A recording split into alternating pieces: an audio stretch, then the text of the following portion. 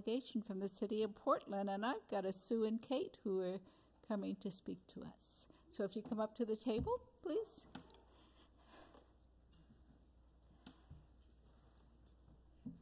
Yes, and was it loaded? I don't know. Great, that's perfect. And unfortunately, I only have 10 copies of the presentation. So you want to send it to you? Let your board members get it.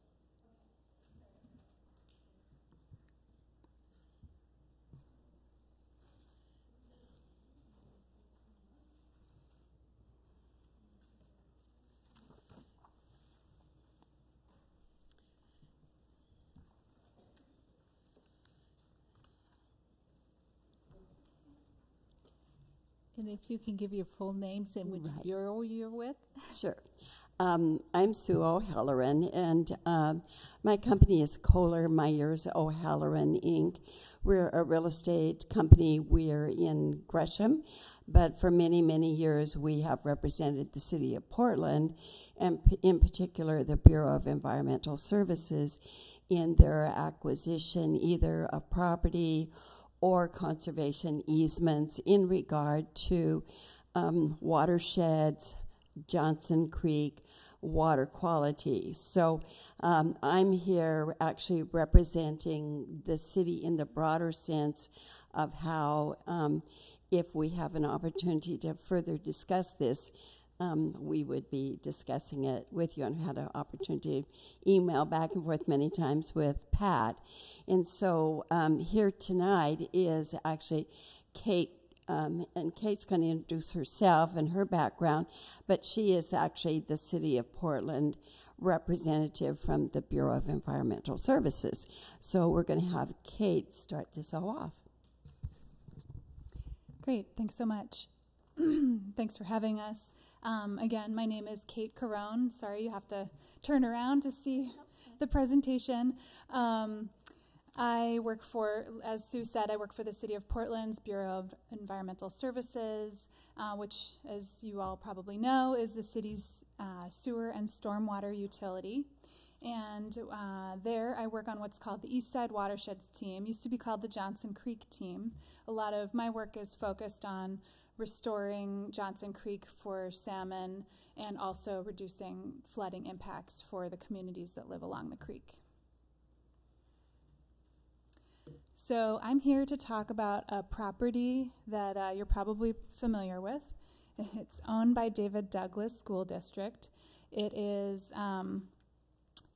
it's located just south of Foster Road, off of Deerdorf Road, and kind of around 134th and Foster. It is highlighted there on the map, and it's just one of 4 parcels that the district bought, I believe, planning to potentially build a school there. This is a property, I'm calling it Cedar Crossing property because it's right next to the only covered bridge in Multnomah County, right there, which goes over Johnson Creek where it crosses under Southeast Deerdorf Road. So you're probably all familiar with it, but I'm just wondering, has anybody had a chance to go to this property? You probably hear about it. Okay, maybe a couple people. I brought a couple of photos.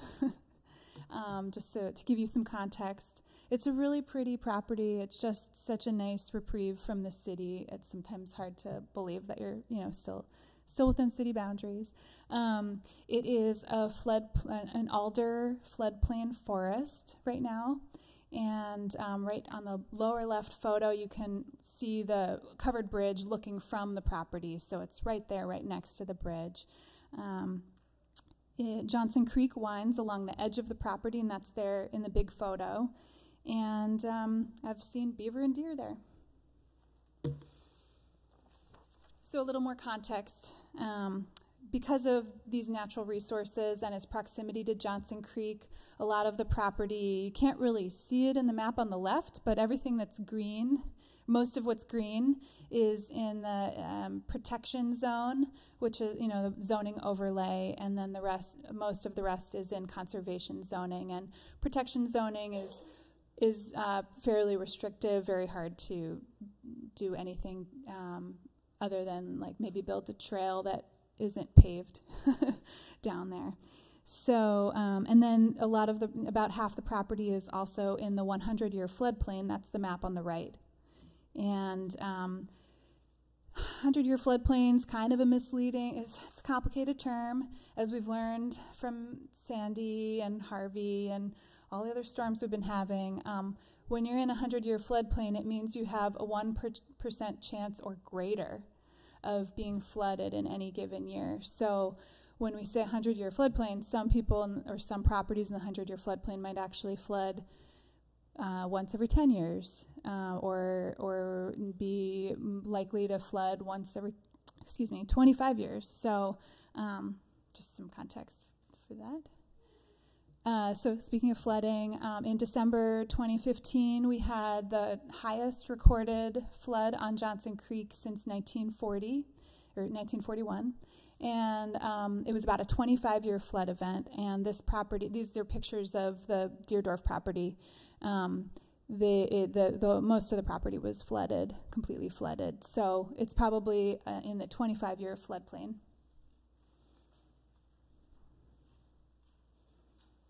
But we'd have to see a lot more floods to say for sure, because we're scientists at our bureau.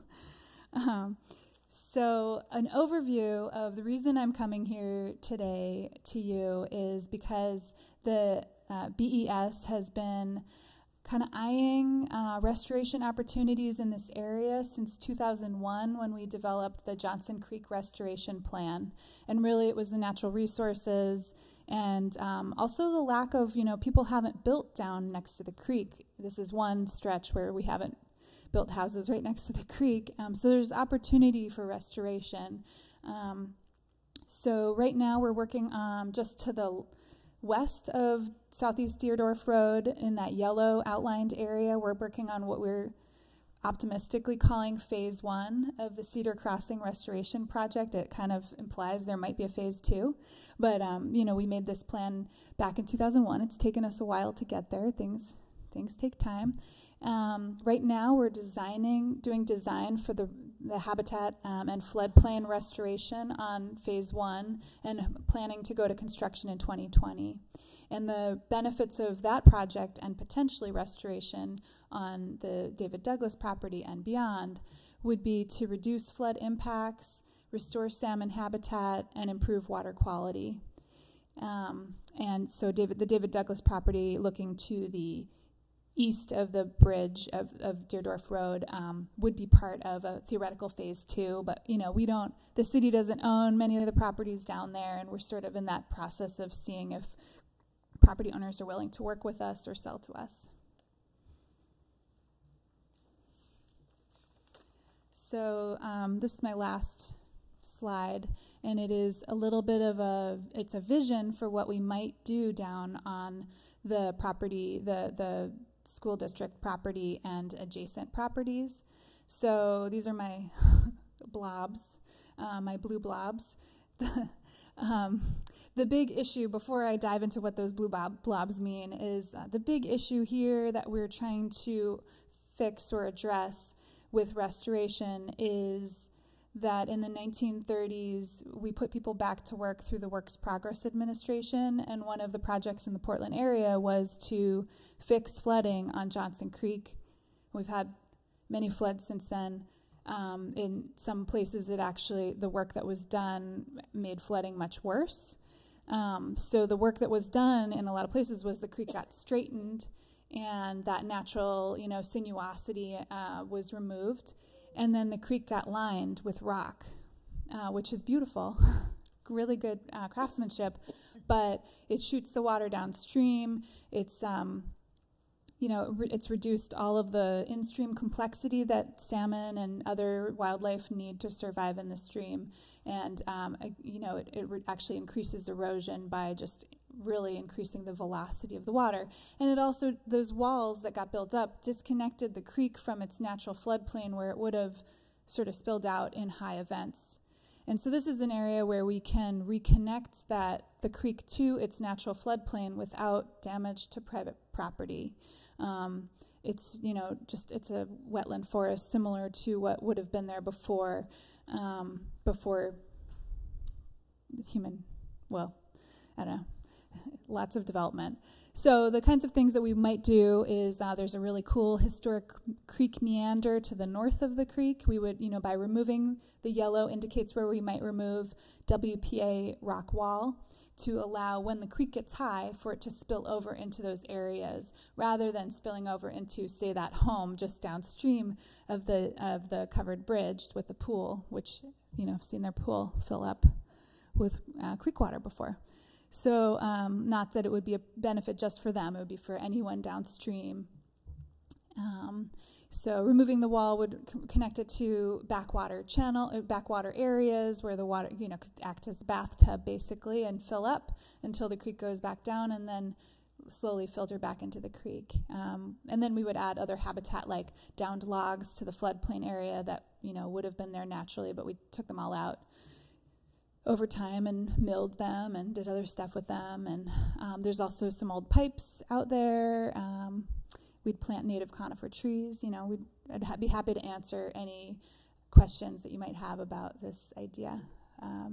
But that's sort of the vision for this property and why we keep bugging you.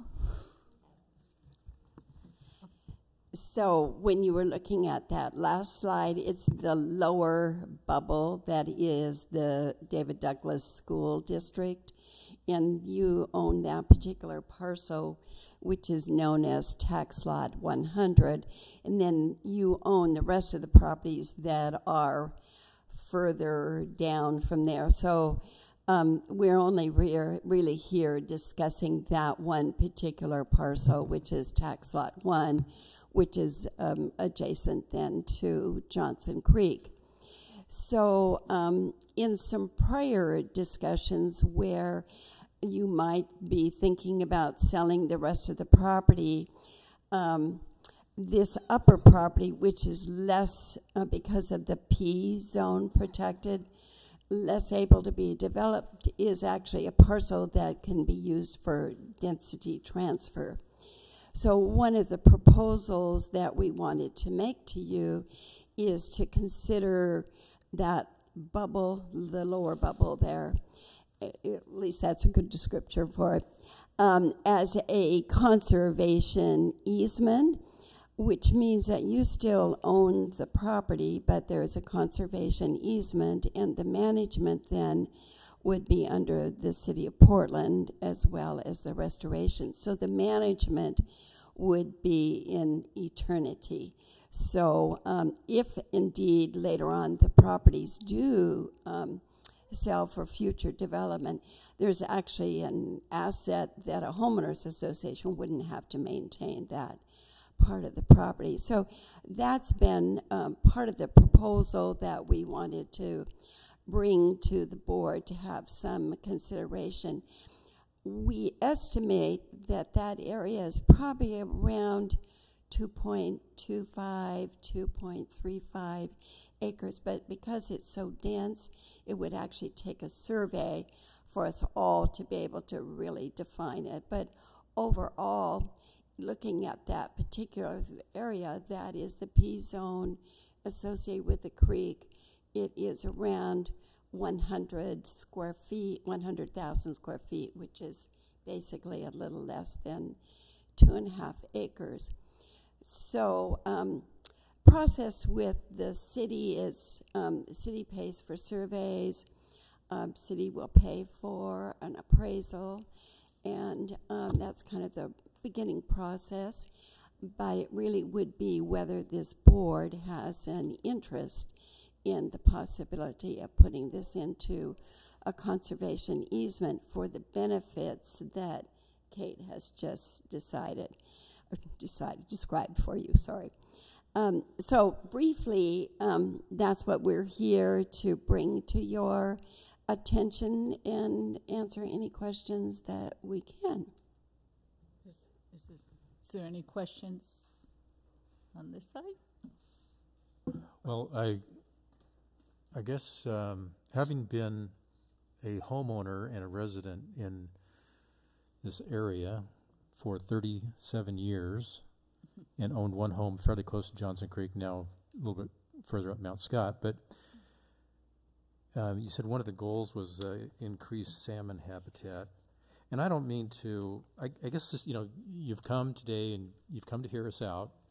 And so salmon habitat, I guess my understanding is they come from the ocean back to their original source, which means all the way up Willamette, then Johnson Creek.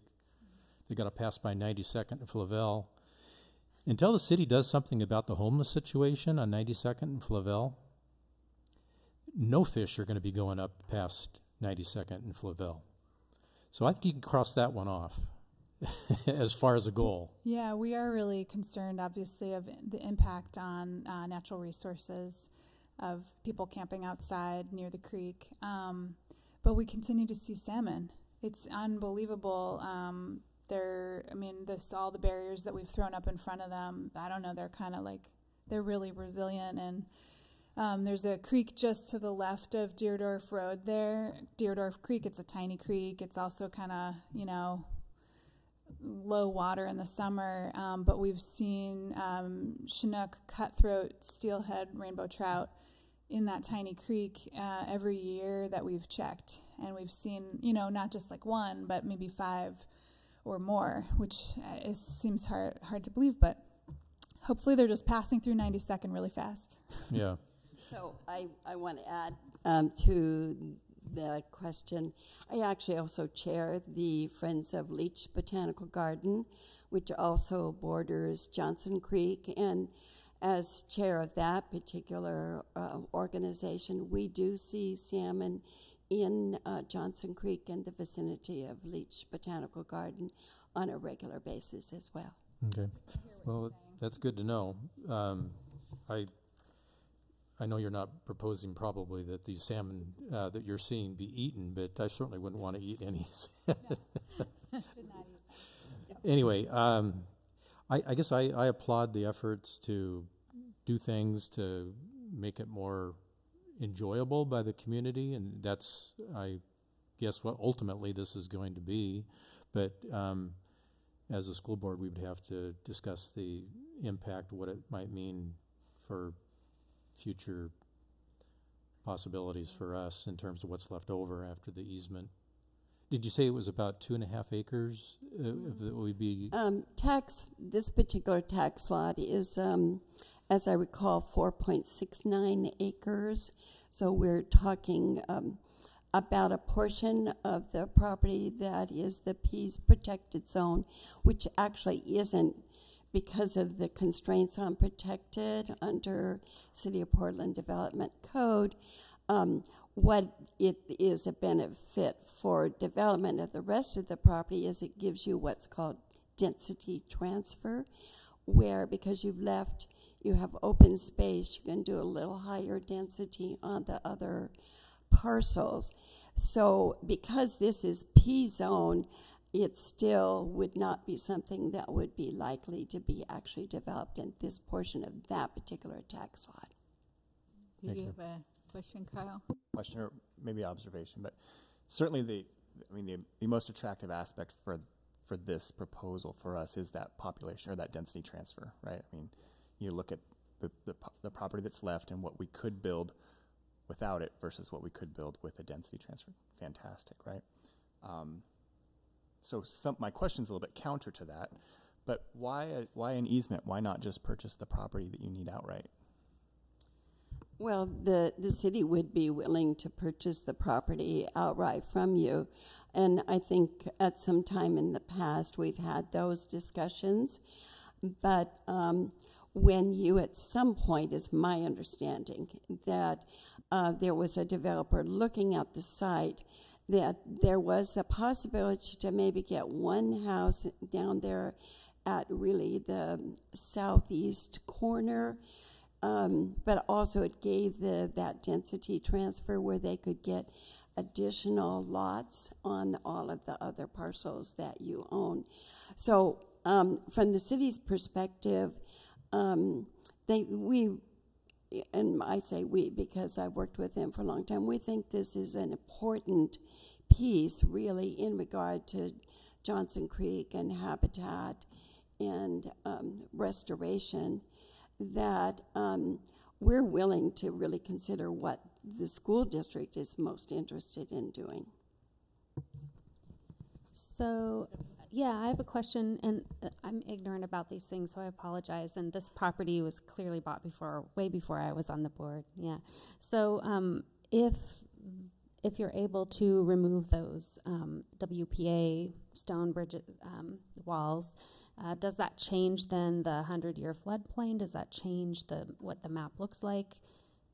How does that how would that affect the rest of the property that David Douglas owns? Yeah, the reality is that most 100-year floodplain maps, these are FEMA sanctioned floodplain maps, are inaccurate. They're sort of estimates that were made with old data. And because this area has so much tree canopy, and they were probably relying on some aerial imagery, it probably is really off. So in reality, I don't think we would be changing the 100-year floodplain. On the map, it might change a little bit, but you wouldn't want to build anything anywhere. So when you go onto the property, you can enter the property from Deerdorf Road on an old road that looks like maybe the WPA built it, because it has a nice rock wall that matches the rock in the creek.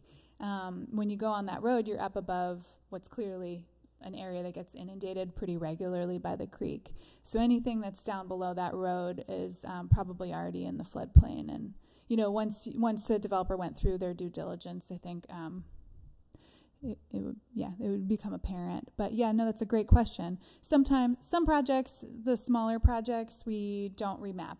We're not required to remap the floodplain. On some of the big projects like Foster Floodplain Natural Area, already obviously it was like 60 plus acres. We were required to remap the floodplain because we made such a big change. This might be small enough, I don't know. And then can you go back to that other map that shows the overlap of the floodplain and the P? Oh yeah, so I don't have an overlap map. I was just doing it in my head. So just to be clear, this blued out area here is that tax lot we're talking about. Why this one? That's the tax lot. That's the tax lot that we're interested in, a portion. So what I'm seeing is really it's not usable for David Douglas at all. Okay, I just want to be clear that I get it. Which we need if we're going to do something with that, or if we're going to sell it at a profit because a developer wants to. Either way. Okay, thanks. Since I was the only one here when that property was bought, we did estimate that 3 acres was environmental overlay that we couldn't build on. We always knew that, and that's why we had bought both properties. Mm-hmm. But as anyone who has some history knows what happened to the elementary school on that property with Eric Stein, Commissioner Stein.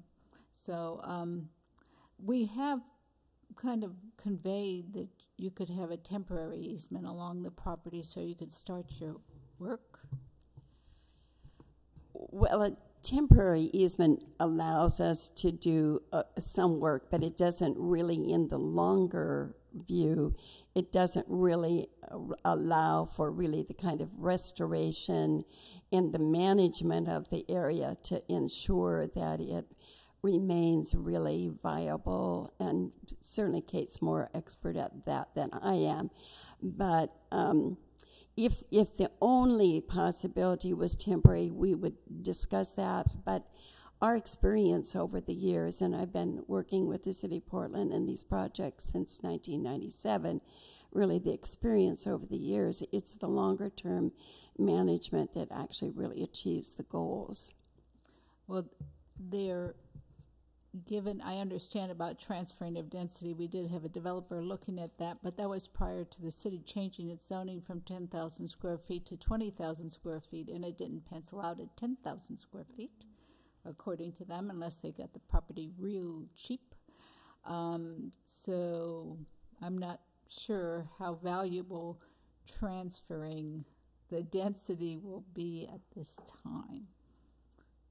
So I think we'd have to really discuss whether we would be willing to sell, what the city would be willing to pay. Would the city or Metro would consider both properties to make it a green space that would add more to the city, at least save something up there for as development increases up there.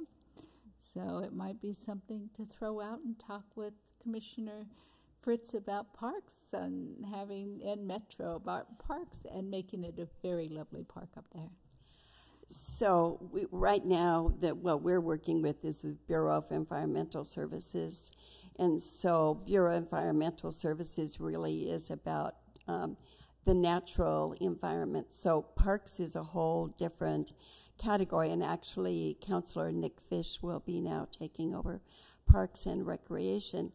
But, you know, ideas that come from you, the board, we are certainly willing to have a discussion, talk about what might be the aspects, what might occur.